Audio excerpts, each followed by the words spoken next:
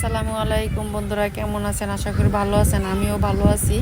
অনেক দিন যাবৎ ভাত খাইতে পারছিলাম না, কারণ তরকারি দিয়া ভাত খাইতে মন চাইতেছিল না। মনে হয় ঝাল কিছু হইলে ভালো লাগবো, তার জন্য চাপা শুটকির ভর্তা বানাইতেছিলাম। প্রথমে দিয়ে দিলাম পেঁয়াজ রসুন কুচি, লবণ, সরিষার তেল, মরিচ বাটা, শুকনো মরিচ বাটা। তারপরে এগুলো ভালোভাবে দিয়ে নাড়াচাড়া করে তারপরে কয়েকটা চাপা শুটকি দিয়ে দিলাম, যেটা পুঁটি শুটকি বলে।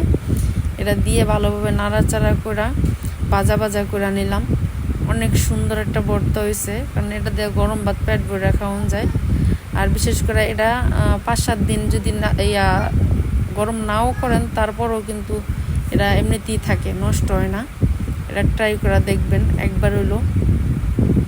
আর যার মুখে রুচি নাই, ভাত খাইতে পারে না, তারা কিন্তু এই ভর্তাটা দিয়ে পেট ভরে ভাত খাওয়া যায়।